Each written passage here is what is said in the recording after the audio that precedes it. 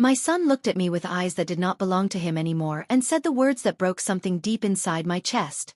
My wife put her in her place so she'd finally shut up, he said, speaking about me as if I was not standing right there in the kitchen where I had fed him his first solid food, where I had taught him to say his prayers, where I had loved him before he even understood what love meant. Then my brother Marcus called me that same night, his voice shaking through the phone line like he was trying to hold back a flood. He said, "Lorraine, I saw the video. Half the church saw it. Are you okay?" But I could not answer him because my left eye was swollen shut, and I was sitting in the dark of my living room trying to understand how a swollen eye could hurt less than what I was feeling in my heart. This is the story I need to tell you, and I need you to stay with me because the truth is more twisted than you could ever imagine. Before we go deeper into what happened, I want to say thank you for being here with me. If you are watching this on Voices of Auntie Belle, please like this video, share it with someone who needs to hear it, and subscribe because we have so much more to tell together. I love hearing from you in the comments. Tell me, where are you watching from right now? Are you at home? Are you taking a break at work? Are you somewhere safe where you can hear the real truth? Let me know in the comments where you are, because I want to know who is listening to this old woman's story. Now, let me take you back to where everything began to change, because the day my son said those words was not really the beginning. The beginning was much quieter. The beginning was so soft that I almost missed it. 3 years ago, my son Elijah married a woman named Destiny.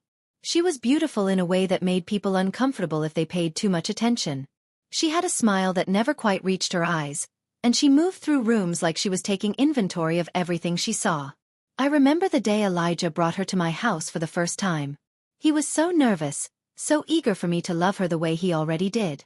I wanted to tell him then what I was feeling, but he was my son, and you do not tell your son that his joy makes you afraid. Destiny came into my kitchen on that first visit, and the first thing she did was move my salt shaker. I had kept it in the same spot for 22 years, right next to the stove where my hand knew exactly where to find it without thinking. She picked it up and moved it to the counter by the window. When I moved it back, she smiled and said, "Oh, Lorraine, I was just trying to make more space for flow. You know how important flow is." I did not know. I did not care about flow. I cared about salt in its place, and habits that made a life feel steady. But I was quiet about it because a mother learns to be quiet. After Elijah and Destiny got married, they lived 3 houses down from me on the same street. This seemed like a blessing at first. I could see my son whenever I wanted. I could help with things. I could be close to him the way I had always been. What I did not understand was that Destiny was not interested in me being close. She was interested in me being somewhere else. It started with small things that seemed like nothing. She would call Elijah on his phone when he was sitting in my kitchen with me, and whatever we were talking about would stop. She had a way of needing him right at that moment, even if it was just to ask him where the colander was, even though she was a woman who knew where everything was in that house. I watched my son answer her calls like he was answering a command, and I watched him leave my table without finishing his food. Then came the dinners. I used to cook Sunday dinner every week, and my whole family would come. My brother Marcus would bring his children. Elijah would bring Destiny. We would sit around my table, and I would serve the food I had made with my own hands, food that held our family's history in every bite. My mother taught me to make peach cobbler, and her mother taught her. That recipe was written in my mother's handwriting on a card that I kept in a box next to my bed. It was one of the most precious things I owned because it was hers, and when she was gone, it was all I had left of her hands, her voice, her way of loving us through food. But Destiny started asking me if we could do dinners at their house instead. She said her kitchen was bigger. She said she wanted to practice her cooking skills. She said it would be good for Elijah to feel comfortable entertaining. Every reason she gave made sense on the surface, like a smooth stone you could hold in your hand without feeling any sharp edges. But I started to notice something happening. When we went to their house, Destiny would cook the meals, but she would serve them in a certain order. She would make sure that Elijah got his plate first. She would sit right next to him, close enough that their shoulders touched. She would laugh at things he said that were not funny. She would touch his arm while she was talking, and she would look at me while she did it. It was a performance, but I was the only one watching it like a warning. My brother Marcus saw it too. He started staying longer after those dinners, lingering while I cleaned up, his jaw tight like he was holding words behind his teeth. One night, he said to me in the kitchen when no one else could hear, "That woman is trying to move you out of his life, Lorraine. I see what she is doing, And I am telling you now that I see it. I told him he was being protective and that Destiny was just excited to be married. But even as I said those words, I knew they were not true. Then came the day of the video that my brother had mentioned on the phone. Destiny had started a channel on the internet where she talked about family life and modern living. She called it New Era Blessings, and she had thousands of people watching her every week. One episode, she decided to film herself cooking my peach cobbler in her own kitchen, using her own methods. She had asked me for the recipe weeks before, and I had given it to her because I thought she wanted to honor my mother's memory. That was my mistake.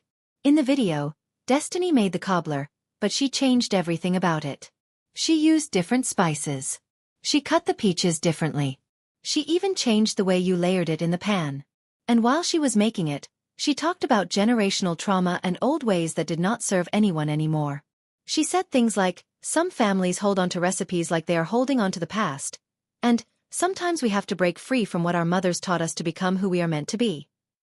Thousands of people watched her make my mother's recipe into something else, and they clapped for her. They thanked her for showing them a new way. They said she was so brave for moving away from generational clutter.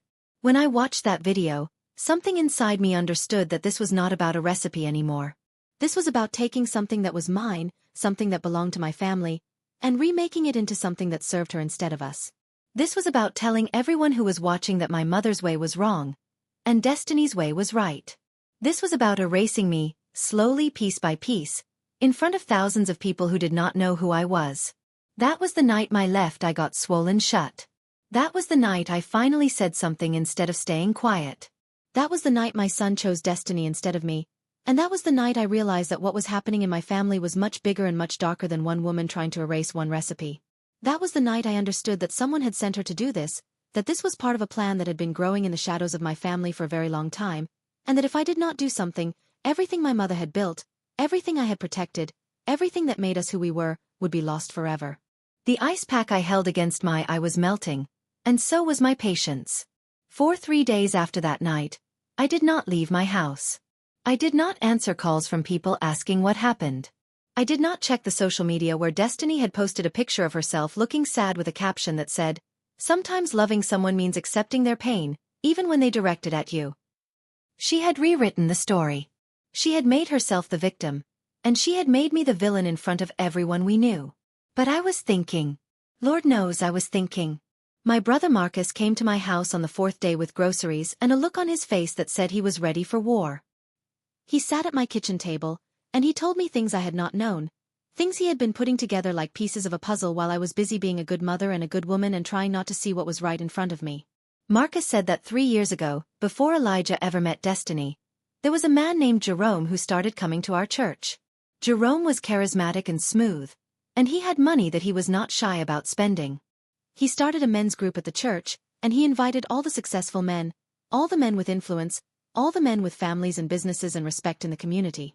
Elijah joined because Jerome invited him personally, and because Marcus said it seemed like a good thing, a place for men to gather and talk about faith and building their futures.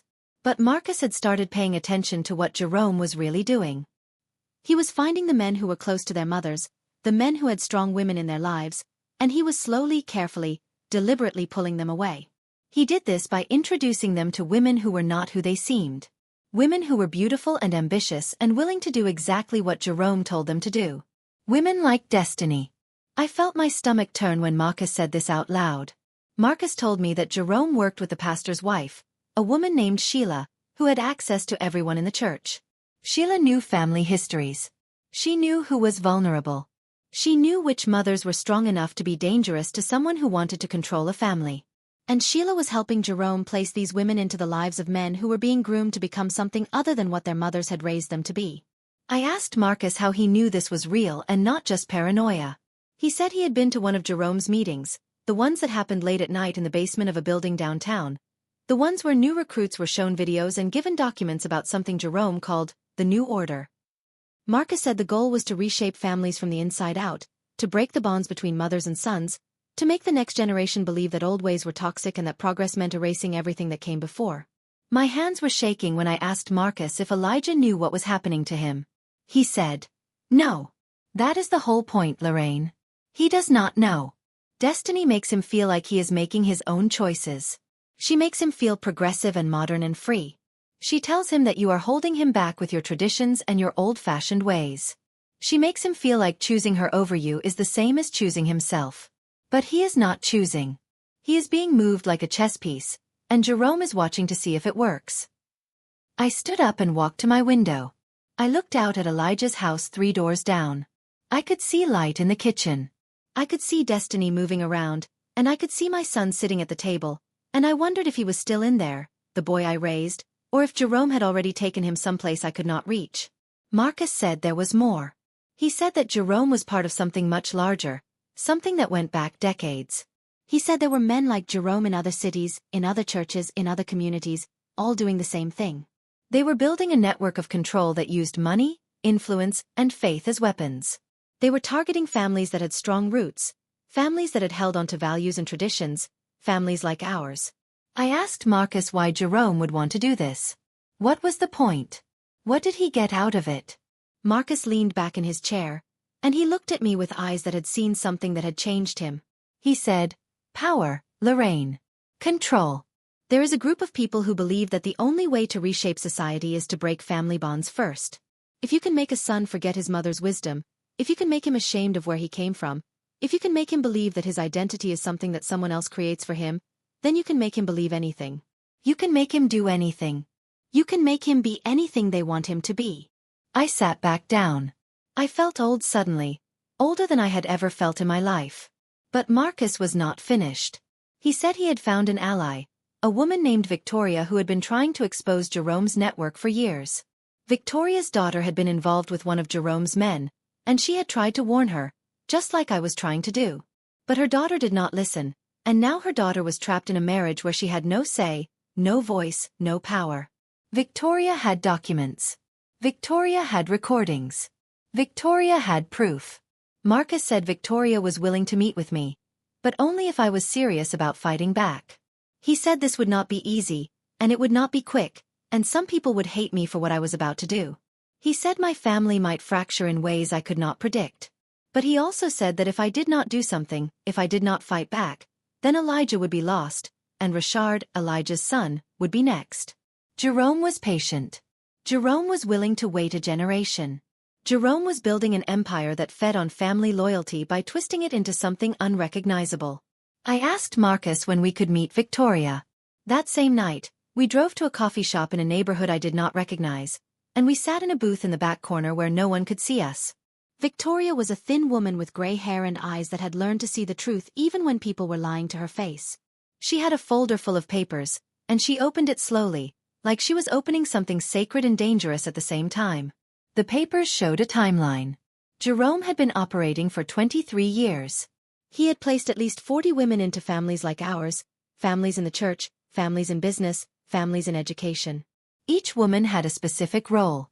Some were supposed to distance men from their mothers. Some were supposed to turn sons against fathers.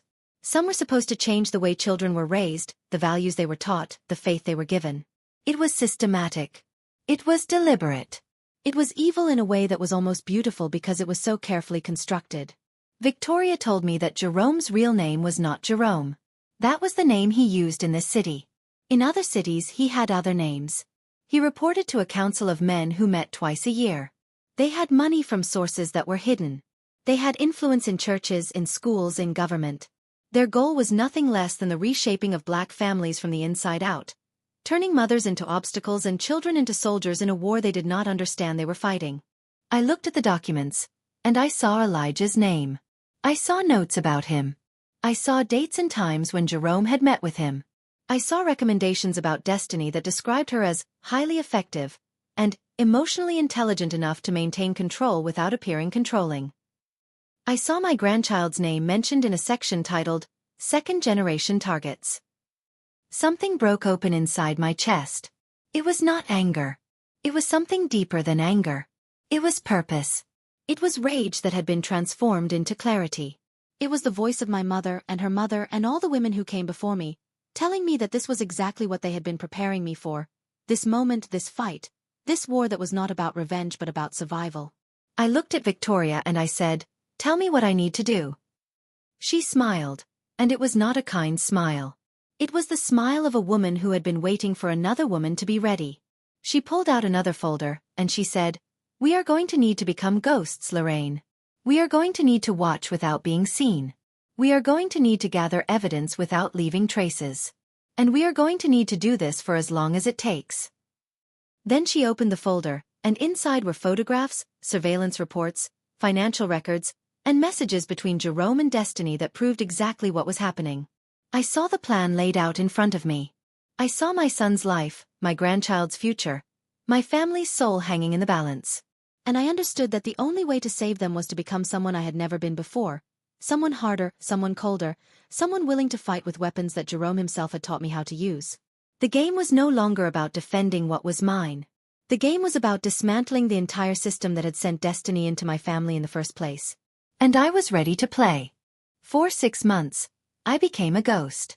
Victoria taught me how to move through the world without leaving fingerprints, how to gather information without raising suspicion, how to watch people without them knowing they were being watched. I learned to use the same tools that Jerome used, the same manipulation, the same patience, the same long game. I learned that you cannot fight a monster by becoming innocent. Sometimes you have to become a different kind of monster, one that hunts instead of preys. I watched Elijah's house from a distance. I befriended the neighbors on his street so I would have eyes there when I could not be there myself. I created a false social media account and followed Destiny's every move, her posts, her videos, her carefully constructed life. I attended church and sat in the back pew while Jerome ran his men's group downstairs. I took notes. I documented everything. And slowly, carefully, I began to see the places where the system was weak. The first weak point was money. Jerome had to fund all of this, and money leaves trails if you know where to look. Victoria had a contact at a bank, someone who had seen Destiny receiving large transfers from accounts that had nothing to do with Elijah's income. The money was coming from Jerome's organization. Destiny was being paid to be in my son's life, paid to separate him from me, paid to turn him into someone unrecognizable. The second weak point was Richard. My grandson was 14 years old, and he was starting to notice that something was wrong with his father. Elijah was not the same man he used to be. He was softer, quieter, more compliant. He did whatever Destiny said. He did not laugh the way he used to laugh. He did not have his own opinions anymore. Richard was confused and angry, and he was starting to pull away. Jerome and Destiny had a plan to fix this. They were going to bring Richard into the men's group. They were going to do to him what they had done to Elijah, reshape him, remake him, make him forget that his father had ever been any different than he was now. I could not let that happen. I called a woman named Elaine, Richard's mother. Elaine and Elijah had divorced years ago, but they had remained friends. She had seen the changes in Elijah too. She was worried about Richard. When I told her what was really happening, she did not disbelieve me. She had been feeling it, sensing it, knowing that something dark was moving through her son's life, and now she finally had a name for it. Elaine and I became partners in the ghost game. We began to document everything. We created a file so detailed, so complete, so irrefutable that even people who wanted to deny it would not be able to.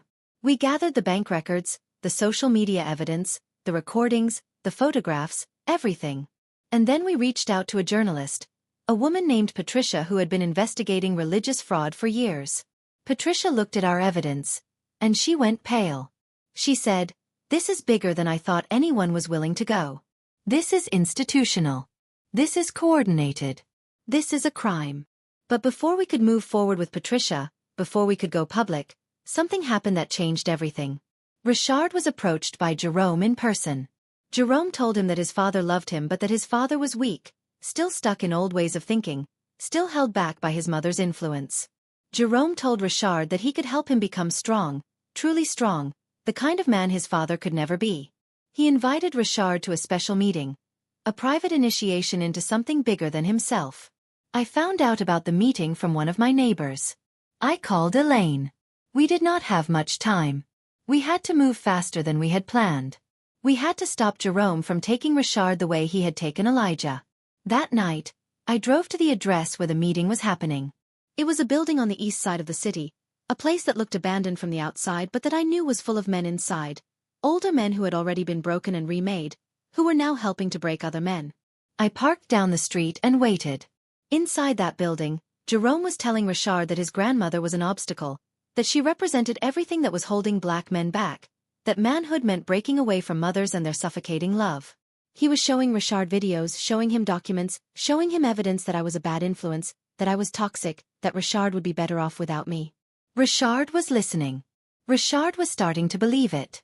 I watched my grandson's face through the window, and I saw the moment when doubt crept in. I saw the moment when Jerome's words started to take root. And I realized that if I did not do something right then, in that moment, I was going to lose him the same way I had lost Elijah.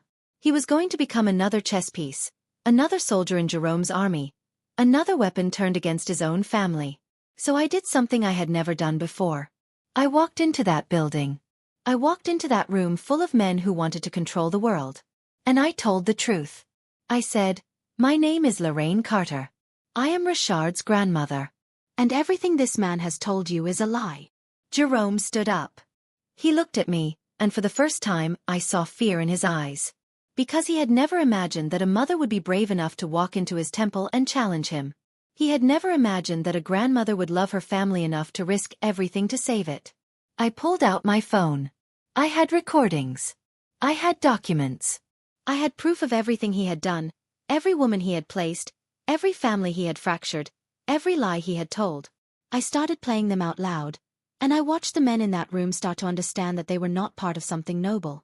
They were part of something twisted, something designed to destroy the very families that had loved them first. Rashard looked at me. He looked at his father, who was standing there, finally seeing Jerome for what he was. And he looked at Jerome, and I saw the moment when my grandson chose his family over the lie. Jerome tried to leave. He tried to run. But my brother Marcus was waiting outside with the police. Victoria had given all of our evidence to Patricia, and Patricia had given it to law enforcement. The entire operation came down that night. Jerome was arrested. The bank accounts were frozen. The network started to collapse. But the real reckoning came later, when Elijah had to face what had been done to him, what he had done to me under Destiny's influence. He had to come to terms with the fact that the woman he loved had been using him, that the man he had listened to had been manipulating him, that the path he thought he was choosing had been carefully laid out for him like a trap. He came to my house on a Saturday morning. He knocked on my door like he was a stranger, like he had forgotten that he had the right to just walk in. I opened the door, and I saw my son, really saw him, for the first time in 3 years. He was broken. He was ashamed. He was grieving the version of himself that Jerome had stolen. I did not say anything at first. I just pulled him into my arms, and I let him cry. I let him grieve. I let him come home. Later, we sat at my kitchen table, and he asked me how I knew. How did I know it was a trap? How did I know that Destiny was not really who she seemed? How did I know to fight back instead of just accepting what was happening? I told him the truth. I said, "Because I am your mother. Because my mother taught me to see the truth even when people try to hide it from me. Because I love you more than I love my own comfort, and sometimes love means fighting even when fighting is hard and lonely and makes people call you crazy." Rashard started coming back to church with me. Elaine and I worked together to help him understand that his father was a victim too, that compassion does not mean accepting what happened, but it does mean understanding how people get caught in traps that are bigger and more dangerous than they can see. As for Destiny, she disappeared. She left the city before the trial. She had already been paid, and she moved on to her next assignment in another city, where another Jerome was waiting to send her into another family, another life. The system was bigger than one person, bigger than one man, bigger than one woman. But we had stopped it here. We had freed my family from its grip. This is where my story ends, but it is also where a bigger story begins. Because there are other families still trapped. There are other grandmothers still fighting. There are other young men still being lost to a system that profits from their confusion and their pain. And if my voice, if my willingness to become a ghost and then to become visible again, can help someone else see the trap before they fall into it, then everything I went through has meaning. Before you go, I need to ask you something. If you have made it this far in my story, if you have stayed with me through all of this darkness and pain and eventual triumph, then I need you to do something for me. Like this video. Share it with someone who needs to hear it. Subscribe to Voices of Auntie Belle because we have so many more stories to tell. Stories of families fighting back, stories of truth breaking through lies, stories of redemption and resilience. And please, tell me in the comments where you are watching from. Are you a mother? Are you a grandmother? Are you a young person trying to figure out if the people around you are who they claim to be? Are you someone who has been in a trap like this and found your way out? Tell me your story. Tell me where you are. Tell me that you are listening, because knowing that I am not alone in this fight, knowing that there are other people who see the truth and are willing to speak it, that is what gives me strength to keep going. The swollen eye has healed now. But the sight I gained from that night, the ability to see manipulation for what it is, the courage to call it out no matter the cost, that will never leave me. And I pray it never leaves you either. Stay awake. Stay vigilant. Stay true to the mothers and grandmothers who came before you, because they are counting on you to pass it on. This is Auntie Belle, and I will see you next time. God bless you.